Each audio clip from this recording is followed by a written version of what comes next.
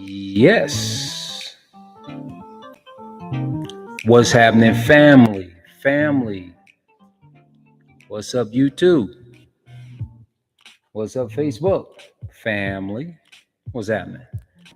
Well, today, matter of fact, let's back this up just a little bit. I want to talk about this particular person right here. And this is something I think we all should be pretty familiar with. Okay. All right. Let's see. It seems to be running kind of quick. But anyway, check it out. You know what that is? That is an electric. That is a security system. It's called the Ring.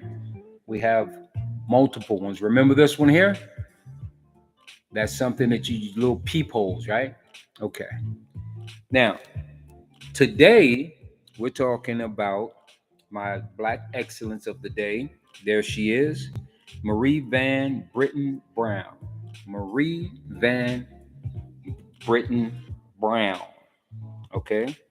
She would be 76, I think, or she passed at the age of 76. She passed at the age of 76. And she was also a nurse. She was born October the 30th, 1922 in Bronx, New York. And her invention, believe it or not, is in most household businesses, public buildings. Everybody has it. It's worldwide now, and it is the security alarm systems. All right, and she was the first one. Her and her husband came up with the concept of this whole security system. Okay, Marie Van Brittan Brown. And actually, in the year of she was 43 when her and her husband finally put it together and submitted it in 1966. That's when I was just 6 years old. Okay, and let me see. She worked. She worked as a nurse and later became an inventor by the audio video alarm system along with her husband Albert Brown. She married Albert Brown. All right, this was their solution to mounting fear of crime in their neighborhood because the police was very slow to respond. So her and her husband had jobs where they had various times to get off. They work odd hours and they come home late. And sometimes she'll find herself home by herself with her and just the two kids. And she was, of course, afraid in her neighborhood when her husband wasn't around. Unfortunately, they didn't make enough money back then to actually move out and just get a better location. So they both put their heads together and she came up with the idea actually and presented it to her husband. And being that her husband was an electrician, he had the wherewithal to actually put it together as she thought of it and wrote it down. So kudos to her. And she was just a nurse, but she really was an active person on trying to fix problems, being that she was a nurse, always trying to fix broken people and help them. So also she was concerned about her own safety. So she came up with this concept. It says, as you can see, the invention laid the foundation for the upgrade of security systems in the world. The way that we see it today in homes, businesses, private and public places around the world. So this is a very perfect find because all of us should have a security system hooked up one way or another, even if we don't have the advanced system that we see today. That we have a peephole. Most of the doors are designed to have a peephole in them, and of course, like I said, that was her idea. And when she first came out with it, she actually had her husband put numerous peepholes. There was one up high, roughly 6 feet high, in case there was a tall person, mid you know level, somebody about 5'11", 5 feet something, and then for a child.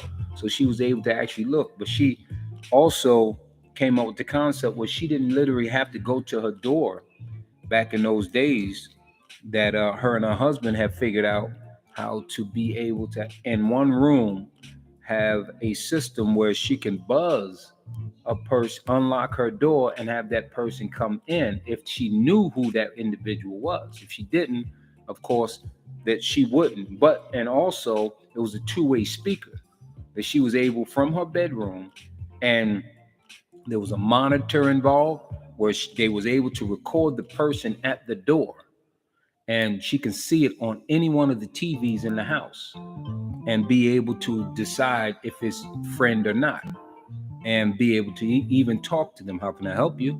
And they were able to talk back, so she was the one. Okay. Marie Van Britton Brown. She was the one who came up with that concept, in which we all see now, and we take it for granted that, oh yeah, alarm system. Everybody thinks that, it was someone else who designed it, but this is the individual right here. Now, she managed to pass away, unfortunately, before she actually had a chance to see it come to fruition, because they were rejected, I think, twice, a couple of times when they first presented it, and then of course when they first had to do their patent on it. It took 3 years for them to receive the patent, and then after that, of course, they started to market it. They were getting a buzz about this concept, but I think nobody really took it on until after her passing.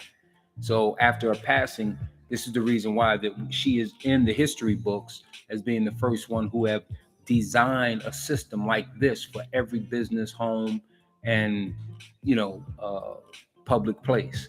So yeah, so look her up. All right, Marie Van Britton Brown. Look her up. Do your own research. Teach your children about this woman here. Okay. Now, that's my Black Excellence of the Day. Yay. Matter of fact, yay. My Black Excellence of the Day. Marie Van Britton Brown. Okay. Now, today's topic, family, is be prepared for the unexpected. That's what I'm talking about today. There's a reason why. There is a reason why I'm talking about this today, because I went out on a small venture yesterday. I left the house and I went to do something at a family member's home. And on my way back,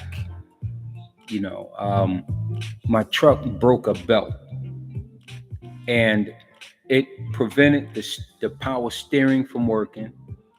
And I think it also has some. I was smelling some antifreeze as well. So I don't know if the broken belt, because I drove it maybe a couple of miles before I noticed it, because the steering got real tight. I had to pull over on the side of the road and wait for a wrecker to come get us, which was another whole story. I could tell you about that, but the heading of this video will be the picture of me getting towed. So, be prepared for the unexpected, and what I mean by that is that we can't foresee a problem. We can never foresee a problem before the problem happens. But we can kind of be prepared for certain situations. I'm saying that because I didn't have a bunch of tools in the truck at the time, because I brought the tools in the dagnabbit house to do some work in the house and never brought the tools back to the truck. Now, would it have kept me rolling? No, not without a belt. The belt shredded. Now, when I got the truck was already old. And of course, I checked the major things: your tires, your transmission, your motor, your all those other things, But I even test the belt. I looked at the belts, but the belts didn't look like they were frail or cracked or shredding or anything like that. But apparently, I should have continued to check that periodically, because I had to get a new battery and get the truck a little updated.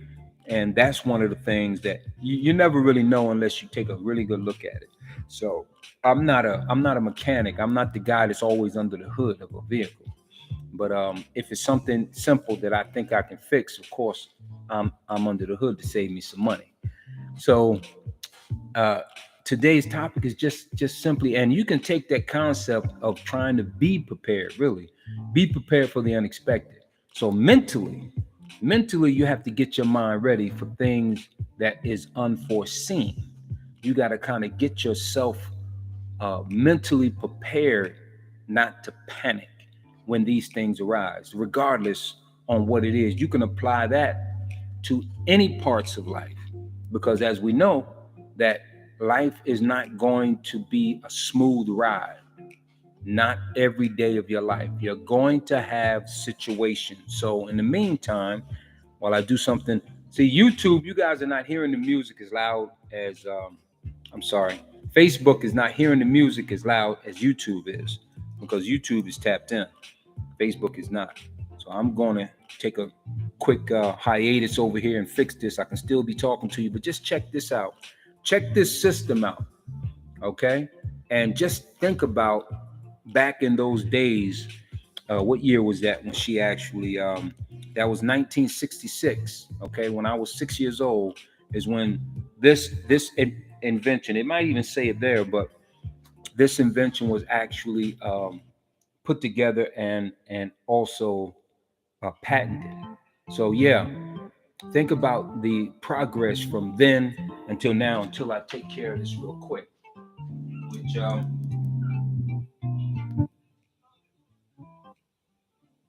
that is a little better for me. I need it down like that so I can hear myself think. You know how hard it is for kids who wasn't the greatest in school. Any little small distraction for me throws me off. Dad nabbit. I'm that guy. I have to study in a quiet room, man. If you want me to learn the stuff you want me to learn, Dag Nabbit, you can't have a whole bunch of people yakking and music blasting and all that. I'm that dude that has to be in total silence. Yeah, I get distracted easy because of that creative mind of mine. So, yes. So here I am. I'm broke down on the side of the road. Try to be prepared for the unexpected. Now, being that we don't know or can foresee anything in our future, we don't know what will happen, but you can kind of go through particular scenarios. And let's say something happens that you never even experienced before, but to have a cool and calm head about it and make sure that you don't go into a panic mode, and that everything is like you're taking everything to the highest level because of this unfortunate and very uncomfortable situation that happened that you didn't expect to happen, you know. So it's just like when you got your money counted up before you even receive it, and then someone unforeseen thing happened with the company or the transfer of the money, and next thing you know it, something is wrong or somebody done tapped into the money when you're like, hey, why are they still taking money out when I'm done with them? And they're taking a little more out. So next thing you know it, you got some type of situation. But instead of panic, I know the feeling of panic. And I think at a younger age, I used to panic when things happen, fear, um, nervous. Man, sometimes you can get into hyperventilating. Some people really get that out of control, that they hyperventilate and wind up passing out sometime because of the pressure. But see, the best way to deal with stuff like that is to really do that. You got to think about it. First off, if you're a God believer, you have to pray about it. Have God to give you the strength, the knowledge to get through, and the calm that you need to handle a situation that could possibly go way off to the right because you're panicking, versus you staying cool and calm and collective. And that also can apply with a lot of the young brothers and sisters in the streets going to and fro, and they get approached by police. And the police may be looking or itching for a problem. But now you know that you have to be calm, cool, and collective. You can't panic.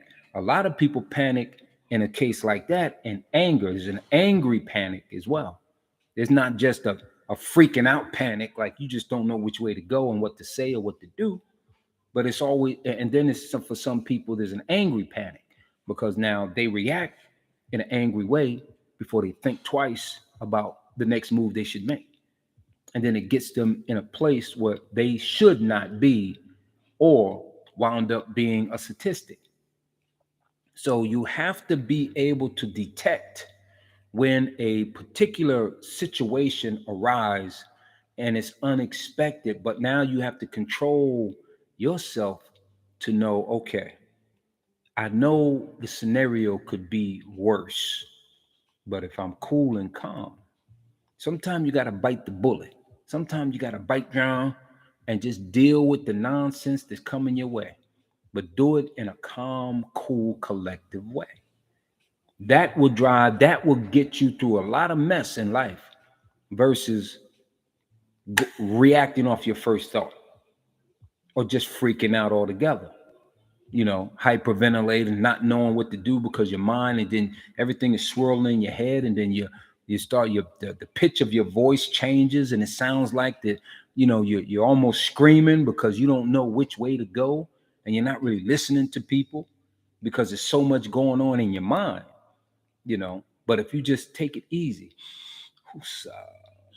pray about it. Lord, just give me the strength to deal with this situation. Give me the knowledge to get through it, and let me answer in the proper way if I'm being questioned about something or being accused of something. So you be cool, That's my motto. And don't show fear, because sometimes fear brings you to a point of fight or flight. People fight in fear as well, and they'll run in fear, you know, because they're so scared of the possibilities that their mind have created things to be. Sometimes you can read a situation and it might be right on point. You know the signs. If you've been out here long enough and you've been in and out of different situations, you know the signs of trouble. Regardless on where it comes from, you can almost read it, you know.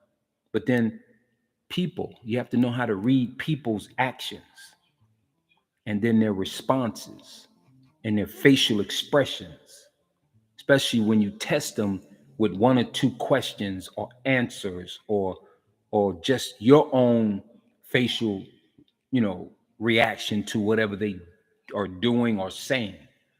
Then you check that out. See, that's what you call sizing people up. And if you're from the north, like me and a couple of other people, that's one of the things that we've always had a knack to do, and that's to size you up. And it didn't just apply to things in the street.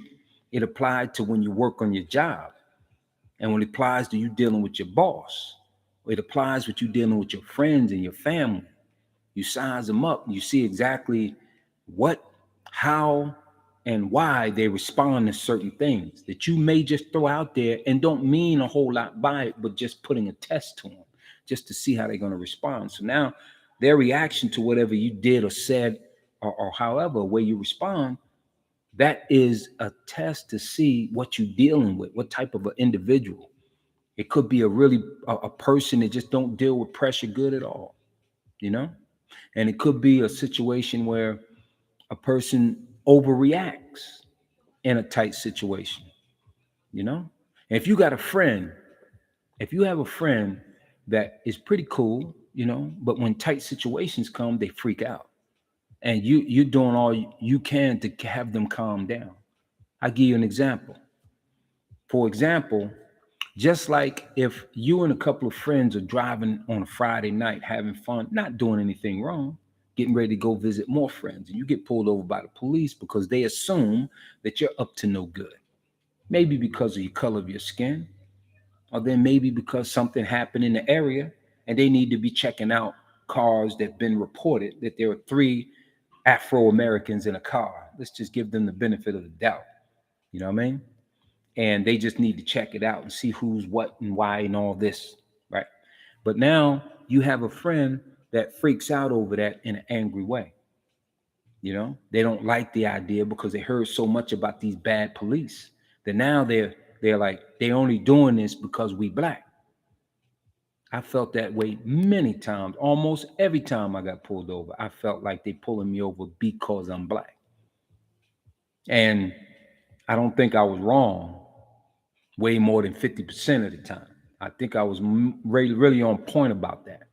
But I had to learn and develop having a cool head, because I noticed that they always try to push you to do something that they can enforce the law on you or just be forceful on you. You can see it, you can feel it, you can hear it in their voice, you can hear it in the tone when they talk to you. You can see it in their actions and their stance when they approach you. You can tell by their personality if it's super aggressive and sharp at the tongue and smart mouth, saying something slick and sly that's a little bit of disrespect to make you respond in a very angry way, maybe even cuss them out. These are the things that they do to try to get you off of being calm, cool, and collective so they can now enforce their power over you. Because ultimately, when it all goes down, however way it go down, their people, the police and everybody backing them, are going to believe what they say. So all they got to do is just antagonize you in a slick way. Now they got cameras, they got different ways to antagonize you. They got different ways to try to beat the system of having a camera turned on, and all they got to do is keep yelling the same thing over and over again. Stop resisting. Stop resisting. You could be complying the whole time, but they'll be constantly saying, so the camera can pick up the verbal words that they're saying. Stop resisting. And that gives them further justification to freak out on you. And you're complying. This is the fear that we have. Now, you can use that same being prepared. How can you be prepared for something like that? The best thing you can do in a scenario similar to that is to simply be cool, calm, and collective. You ain't got to be acting afraid, and you ain't got to act inferior to anybody. If you don't want to speak, then you don't have to speak. You give your information, let them do the rest. Because it seems like when you go into a back and forth with them, what happens? If they want to really go to the extent of things, the advantages is in their court, not yours. So you have to kind of be cool in a scenario like that. Be prepared for the unexpected when that happens. Most times when we prepare ourselves for the unexpected, it doesn't turn out as bad as our mind prepare ourselves to be ready for. I see that happening a lot. I've seen scenarios where if I would have backed off, right, it wouldn't have escalated into a brawl or fist fight. I don't mean with police, I mean with anybody.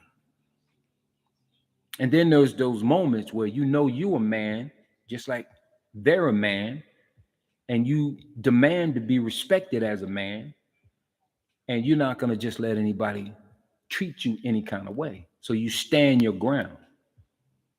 And by standing your ground can lead into an altercation. But I like to stand my ground with a calm, cool, collective head. I know it's hard to do, but it takes practice. And that goes for every scenario.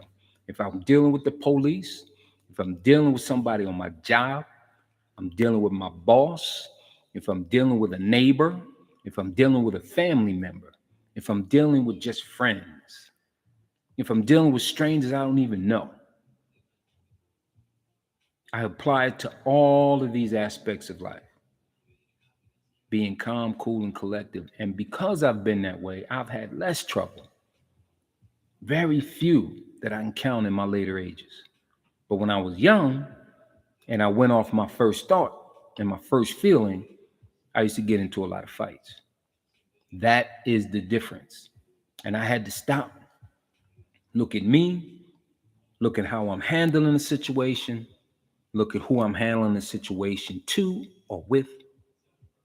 And then I had to come to a decision of tweaking it to make it work better. And I found myself not locked up, not beat down often, not chased with guns and people. I mean, I had my share of stuff, but it's not near compared to some people who are very they haven't figured out how to finesse the situation. That's kind of what I would kind of put it that way. You have to finesse the situation that you're being put in. And it may not even be something that you intentionally or you had anything to do with. You could stumble across a situation, but you have to finesse your way. Make sure that you don't get yourself too deep, but you want to help somebody, but you don't want to get so deep, and you want to be able to go and help that person and pull them out too safely. So you have to really, you know, you really have to think carefully, think about your moves, and because the things that you say can get you killed. That's true. You can say a lot of things to people, and people will want to hurt you for it. You know, and that's one of the things that you got to kind of prepare yourself for, even if you haven't been really bashing anybody, saying anything negative about nothing, and you just have people following you, and you have a lot of them, a lot of followers. Out of all of those followers, it's going to be somebody who just simply dislike you, and they're going to probably try to throw a wrench in your lifestyle. And how do you deal with that? How do you deal with somebody trying to throw a wrench in your lifestyle that you never seen or even talked to before, but they just hate you because they see that you have followers, meaning social media or even a bunch of friends? Yeah. So you have to kind of prepare yourself, go over the scenarios in your mind as much as possible. And really, when you see these things happening or getting ready to occur, then you start bringing it to the forefront of your mind, and you start thinking, yeah, I went over this before. So let me implement what it was I was literally trying to keep myself prepared for. So that's what you want to be able to do.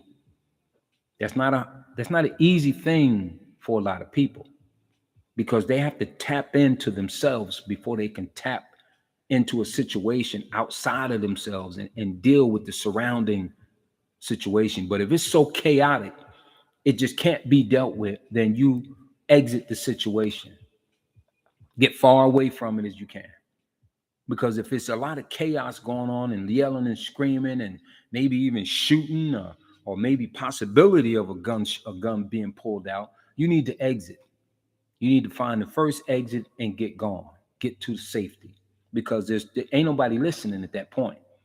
The only way you can finesse your way through a situation is that if there is a listening ear on the other end.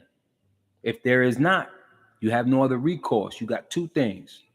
You can either have to, if you're being attacked, whatever, you're gonna have to fight your way to freedom, you know, and or that you're just gonna take off, pew, you're gone. You know what I mean? You ain't no talking involved. Ain't no fighting talking, because you gonna hit the road, Jack. You're gonna put them track shoes on, tie them up real tight, and you're gonna be just like lightning. Pew, you gone. I've had to do that. Yeah, I did. I ain't even had time to tie my shoes up, but I was gone. I don't know how them shoes stayed on my feet, but I'm here to tell you about it. Mm, You know what I mean? But yeah, the unexpected. That's the thing. And like I said, you like, for example, my scenario yesterday, vehicle problem, unexpected. The best I could do, I mean, we were prepared, AAA and all that. And that was actually a blessing in itself, but we found some problems with that. It was almost like every little thing yesterday was trying to hinder me from getting to my live at 5. It worked. I mean, I didn't do my live at 5 yesterday because of it, you know. And I actually finished on time to get back and handle whatever I had to deal with. I had enough time when we had out, but because of the breakdown, it ran way over, and I just like, wow, okay, I have to let it go today. That's the only reason why I didn't do my live at 5 yesterday, you know. And that's that other thing. that I was kind of prepared for something like scenarios like that to happen. Because, you know, when you get into a groove or something and you really want to stay consistent, there's things that will get in the way. I probably could have did it live at the moment when I was out there, but it was just kind of too much going on. I had to put my focus mainly on what was going on to get us back home safely. So I had to use that method. That's why I'm talking about it today, you know? So yeah, I mean, things happen all the time and we should always be prepared for it. Now, here's another thing. A lot of people ask for money. They pray for money, they work hard for it. And then one day, let's say they're blessed, and then they get all the money that they need.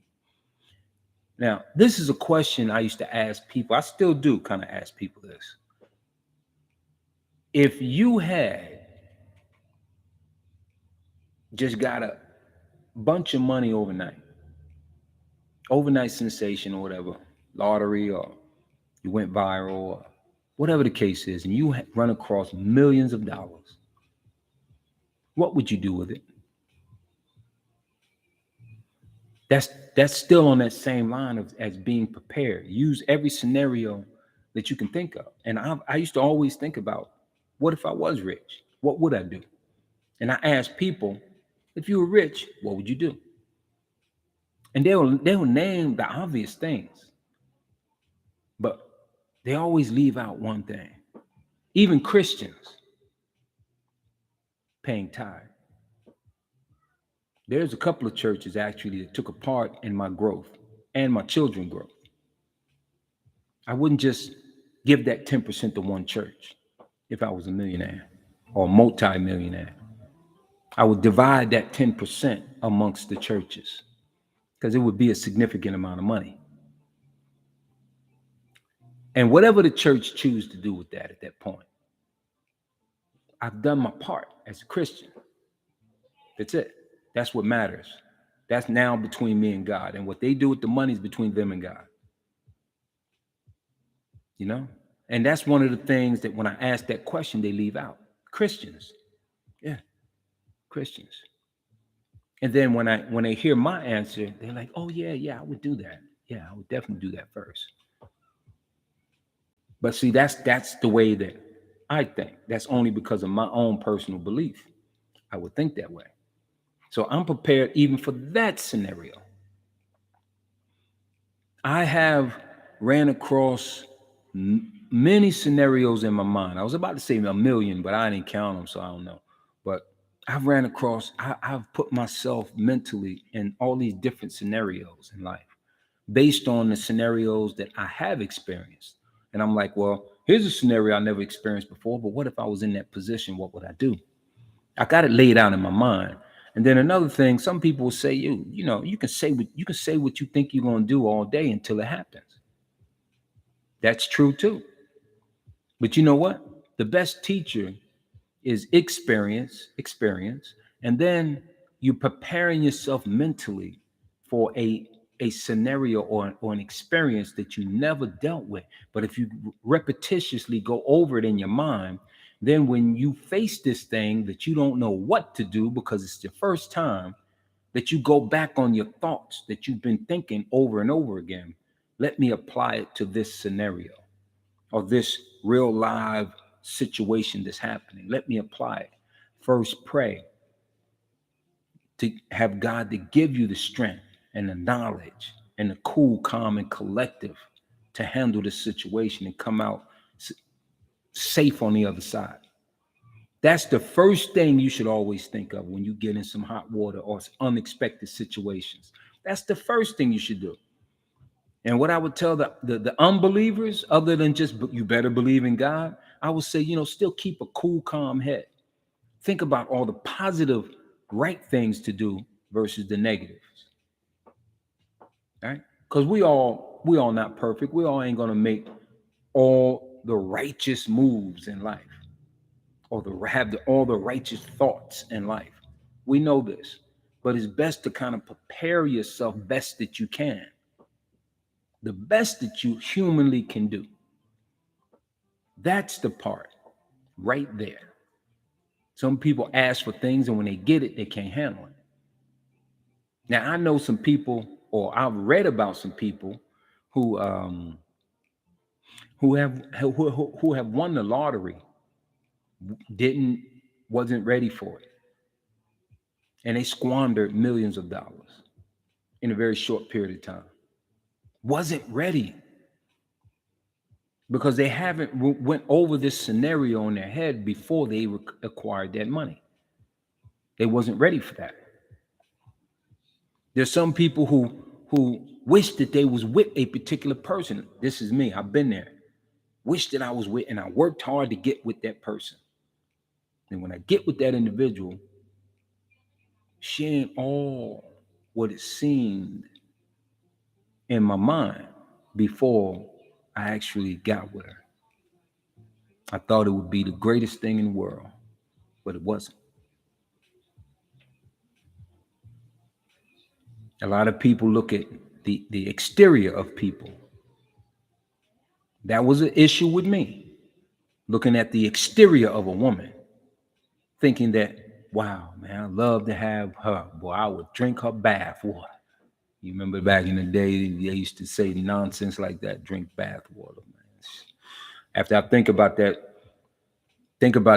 we used to try to rap that way. I drink your bath water, man. That's nasty. Drink nobody's bath water, and I ain't kissing nobody's feet. Dang that. No, I ain't.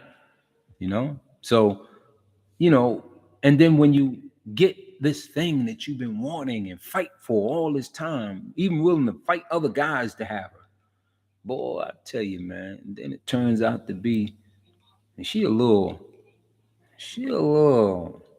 pretty on the outside, but she got a witchy like attitude, man. Nah, man, I can't, you know. I'm just saying. The reason why I brought that up as well, because that is one of my more than one of my situations that I dealt with. Because beauty to me is in here. It's not out here. It's not on the outside. It took a long time. Even today, I look at pretty women like, woo, woo, look at that, man, good gracious. In my mind, I don't do all that out loud, man. I know better than that, you know? But in my mind, I'm like, googly moo, right? Doing all that in my mind, right? But I've learned how to control that thing. Learn how to control, you have to control it in your mind to be able to control it in your heart. And I'm only saying this stuff because dag nabbit, it was me. That was me. So I might be the best person for you to get that advice from, for somebody who did it, been there, did it, done that, all that. Yeah. I might be the best one to give you that advice on how to get around it. Yep. All you young people that might come across this dag nabbit video and you hear me talking about try to prepare yourself for the unexpected. Yeah. Be prepared for that as well. Put that in the scenario bank in the back of your mind. Be prepared. Do your absolute humanly best to be prepared for most anything. Yep. Thought about that. Yep. You can throw out a scenario with me right now, and I can probably more than likely 80% of them, I will say, yeah, I thought about that. Sure have. So I believe that I've prepared myself for whatever may happen, even when it comes to the end of the world. Ooh, ooh. Even the end of the world. Yeah, I even thought about that, you know? And it is a scary thing. And really, when we get to something to that magnitude, my only recourse is to lean on my prayers that I've been taught. Pray that God would swoop us all up. That's why I'm trying to be a good dude now, man. I'm trying my best to be a good dude. Cause I don't want to burn in the lake of fire, man. I don't want to. A lot of people say it's false, it ain't real and all that. You can say that all you want to say. Me, I ain't believing it like that. I believe exactly what they said about the lake of fire, dag nabbit, and I'm gonna be a good dude all the way until the end. And if you unbelievers are right, then I ain't no harm done. I just was a good dude. You know what I mean? Trying to be a good dude anyway. But if it was the other way around, if it's real, dag nabbit, you can say that I was a faithful individual. Stayed that way, regardless on all the things that I put myself in that seemed so bad and negative that hurt me. I put myself in situations that hurt me. I say I love me, but I put myself in situations that hurt me, you know, because I didn't want to sacrifice a lot of the things that I enjoyed doing that was hurting me. So I've used the scenario over and over in my mind as much as I humanly can think, you know? And I'm pretty sure there's a whole bunch of other scenarios that's going to come my way that I have not thought of. But one thing I've thought about, though, even though I am confronted with a scenario that I've never thought of before, to rely on my prayer to keep me calm, cool, and collected throughout that whole whatever scenario. That's the part that means more in order to get through whatever life throws at you. And life as you know it is throwing a real hard fastball at the Ukraine people. Now, regardless on what we think about them and their relationship with black people, their country, their country is being attacked. They've been in that country controlled for 30 years or more. And now is after they're just going to get uprooted now. And then all of a sudden, this is what you have. Now it's a threat on the entire world because this is Russia we're talking about. Have you thought about that scenario of what we would do in case that he goes totally crazy just to prove a point? There are people in the world that will, if they can't have their way, that they'll go overboard and end it all for everybody. Because at the end, they'll say, at least I got you, taking themselves out. Is he one of those type of individuals? Do we think that by doing that he's going to get a greater reward than having all the money in the world or having all the power in the world? Who's to say? We don't know what that man is thinking. We really don't. We have to go by his actions. We can't go by what he says because he is not a truthful person. Just like a lot of the politicians here in this country, not truthful. They will lie to us at a heartbeat. This is what they do. Lawyers, same thing. Politicians and lawyers will lie to you. Thieves will lie to you. Even some righteous people will lie to you. So now you have to use your wisdom, your wise decision making that was built inside of you, but it had to be fine-tuned. You got to fine-tune to know when somebody's lying. And even if you still can't tell and you're a fine-tuned individual, time will tell. Time will tell if somebody's telling you the truth or a lie. Their actions will tell. They'll tell on themselves eventually because ain't nobody that great of a liar. Now, you got to watch out for the delusional liar because they'll lie to themselves and to you and the world and believe and operate that lie is real. So in their mind, they've replaced the truth for a lie and they act it, believe it, they breathe it, everything that they do is that. But still, somewhere in the deepest part of their mind, they know that it is a lie. But if they just constantly act like it ain't, convince themselves, you put them on a polygraph, they'll pass it because they've convinced themselves 100%. Well, 99.99% that is true. But that 1% they know it's a dagnabbit lie. And I can't break character about this lie. That's what we're dealing with in this world. Ain't nobody 100% honest these days. Now, prepare yourself for people like that.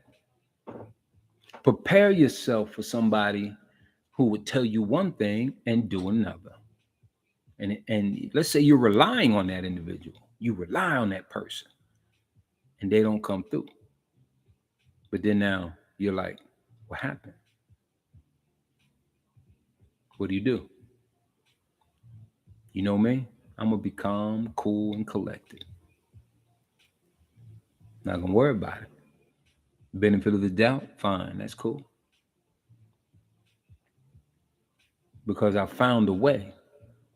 God has given me the power, the knowledge, the calm, cool, and collective to handle things. That's just the way life is. I expect life to throw curveballs. I expect it not to go my way. I expect that when I reach out to somebody in need, that they won't come through. I expect people to fall out of love with me, or I fall out of love with them. I expect to lose money after I've had abundance of money, or gain money if I hadn't had any at all. I expect any of these things could happen. I've put myself, my mental status, my mental power into just simply thinking that if it was me, what would I do? There's a lot of things I know for a fact that I see happening to other people. And I would say, if that was me, shoot, I'll do A, B, and C. Yeah. Yep. Because I've done it before. That's how I know how to respond. But then that even is like, it depends. It's even, I may not do this exact same thing, even if the same exact scenario happened again. I may not do the exact same thing I did the first time. Because something within that scenario or that person who's doing it may make me want to respond differently, which I know I could respond the same way I did the first time. You know, that's how life is. That's just how it is, man. Maybe God is preventing me from responding a certain way in the exact same scenario with a different person. God has built something else, have had me learn something that I may not even be fully aware of, but I respond differently to the same scenario, but with a different person. Or maybe it's just that person, you know? Don't know. I can't put my finger on that part. But what I can do, put my finger on, is to simply try to prepare yourself for the unexpected in life. In life, for the unexpected. Think about the scenarios of what could be. See, this is where I definitely overthink. I told you I'm that person. I overthink my way out of a good deal sometimes.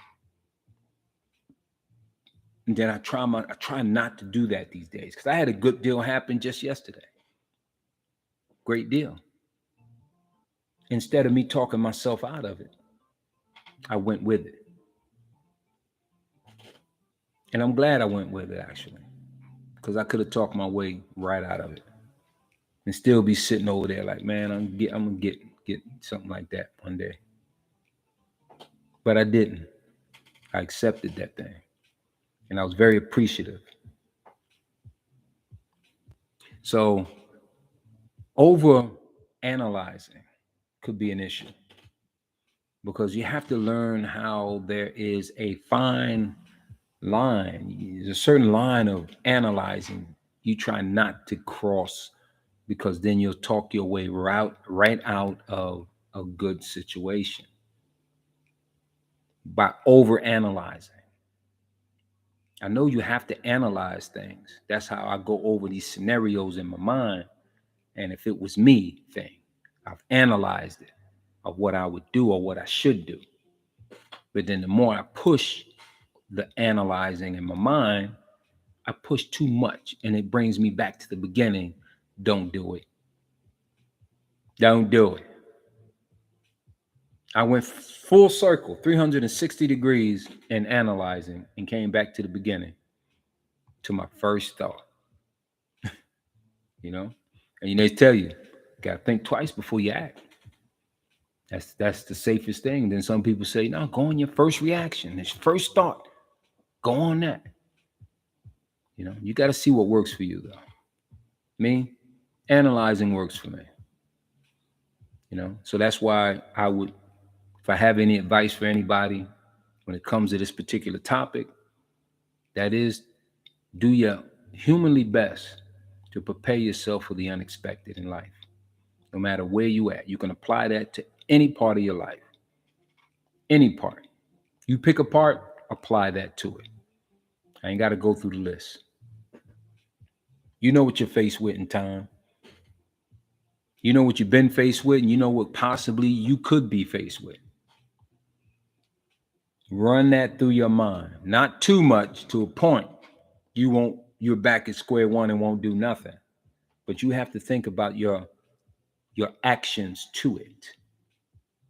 Don't freak out and get hyperventilating in your mind and in your body, and you're passing out somewhere, you know, because you're just breaking down in fear and can't move at all because the scenario scares you so much because you've never been there before. So you can't do it that way. You have to really take control in here, and then take control of the situation. If it's chaotic and you can't control the situation, remove yourself out of it. That should be your action, your plan of action. If you can't control the situation around you, when it occurs and it kicks off, you need to pack your bags, put your running shoes on, and get gone.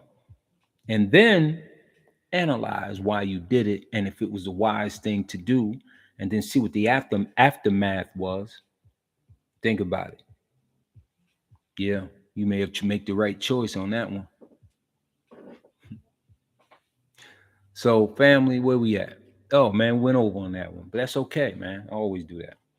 Listen, where is she? I don't know who my man is right there. He looked like he's really doing a good job. Okay, but that's not my black excellence of the day. And I just want to end off with look her up. That is a Ring doorbell. Her name is Marie Van Britton Brown. Okay. She is the inventor of all this systems, even the peephole in a door, safety precautions for your home, business, and public places. So one more, once we get her picture back up, there she is. Do some homework on her, y'all. All right. Read more about her life. And if I failed to mention, her daughter followed in her footsteps. Didn't get the daughter's name. You guys look that up. That'll be your little piece to do on double checking behind me. But her daughter, I think she even came up with about 10 patents of a item or particular things that she came up with, inventions that she came up with as well. Okay. On that note, y'all, listen, y'all know why I talked about this. Come on, every day. Because I'm a grown damn man. Yeah. And on that note, tell somebody you love them today. Facebook, I almost called you. Facebook, I love you. Whoever checks this out. YouTube, I love you. Peace be with you. Treat people like you want to be treated, and it'll come back around because it has for me. On that note, y'all, Be kind to each other, man. Women are my brothers and sisters. Be kind to each other, man. Daggone, it's not that hard to do. Be kind, be loving, be your brother's keeper. Look out for each other. We need that more and more and more and more. I don't know how many times I have to reiterate that, but I will. Peace.